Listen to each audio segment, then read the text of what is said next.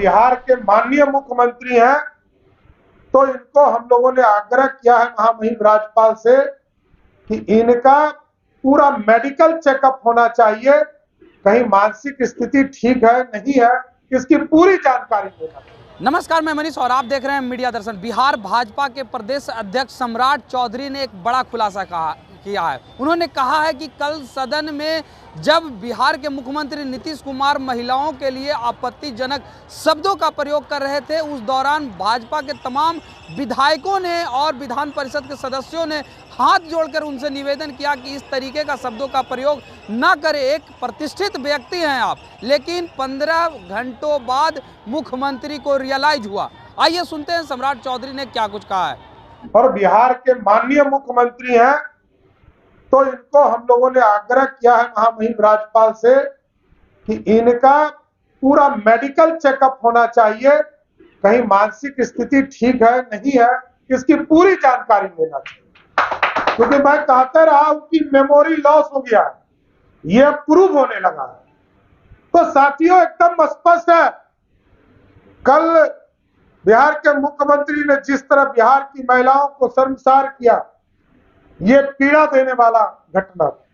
हमने तो हाथ जोड़कर, मंगल जी हम लोग साथ में बैठे थे, हम लोगों ने हाथ जोड़कर मुख्यमंत्री जी से आग्रह किया कि आप बिहार के मुख्यमंत्री हैं और वरिष्ठ साथी हैं और सभी लोगों के गार्जियन हैं, कम से कम आप इस तरह की बातों को ना रखें। लेकिन वो माने नहीं और 15 घंटे के बाद उनको याद आया कि हमने कल ये बात कहा। बताइए साथियों, ऐसा आदमी 1 घंटा भी मुख्यमंत्री रहना चाहिए? 1 घंटा भी बर्दाश्त नहीं करना है। और बिहार के विकास के लिए, बिहार के गरीबों के लिए और बिहार के गरीबों के आरक्षण के लिए, किसी भी वर्ग में, दलित समाज को छोड़कर, आदिवासी समाज को छोड़कर, नरेंद्र मोदी जी की सरकार ने जो उच्च जाति के लोग भी हैं उनको भी 10% आरक्षण देने का काम किया। मंडल कमीशन में हम लोगों ने 27% आरक्षण ओबीसी वर्ग को भी देने का काम किया। और जब बिहार में एनडीए की सरकार बनी थी तो उसमें भी अति पिछड़े को और पिछड़े दलित को 37% का आरक्षण पंचायती राज और नगर निकाय में देने का काम किसी सरकार ने किया, तो वो भाजपा की सरकार थी। और साथियों, अब तो सोचना होगा, मैं बार बार कहता रहा हूं कि बिहार और उत्तर प्रदेश की स्थिति को आप समझते हैं, आप ज्यादा समझते हैं, क्योंकि आप 40 किलोमीटर के बाद उत्तर प्रदेश चले जाते हैं और उत्तर प्रदेश में देखते हैं कि 150 किलोमीटर की दूरी पर बनारस में एयरपोर्ट बन गया, 70 से 75 किलोमीटर पर कुशीनगर में एयरपोर्ट बन गया और 100 से 150 किलोमीटर पर गोरखपुर में एयरपोर्ट बन गया। पटना क्यों आएंगे? हम तो गोरखपुर चले जाएंगे, कुशीनगर चले जाएंगे, वहीं प्लेन पकड़ेंगे और दिल्ली और बॉम्बे चले जाएंगे। ये व्यवस्था बिहार में भी बनाना है। आज बिहार के मुख्यमंत्री ना एयरपोर्ट के लिए जमीन देते हैं, ना हाईवे के लिए जमीन देते हैं। पिछले 10 साल से हम लोग देख रहे हैं कि पटना से छपरा का सड़क इसी तरह पेंडिंग पड़ा हुआ, क्योंकि जमीन ही उपलब्ध नहीं है।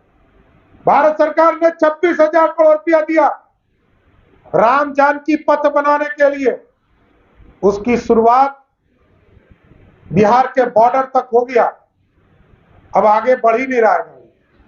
तो साथियों, हमको चिंता करनी पड़ेगी कि कैसा सरकार चाहिए। और दूसरे को कंधे पर बहुत बार बैठाया, कर्पूरी ठाकुर जी को 2 बार, लालू जी को, नीतीश जी को 5 बार, अब भी किसी को बैठाना है क्या? इसलिए आज संकल्प लेके जाइए और देवरंजन जी का मैं स्वागत करते हुए यही आग्रह करूंगा, सभी लोग संकल्प लीजिए कि 2024 के चुनाव में 40 की 40 सीट जिताकर नींव रखना है। नींव रखना है कि 2025 में 2 चीजों की गारंटी मैं जरूर देता हूं। एक गारंटी, जब तक नरेंद्र मोदी जी की सरकार है, इस देश में कोई भी भ्रष्टाचारी बच नहीं सकता है, सबको जेल जाना पड़ेगा। और दूसरा, क्योंकि आप आतंकियों से लड़ते रहे, लोगों के अपराधियों से लड़ते रहे और बिहार में सुशासन स्थापित करना है।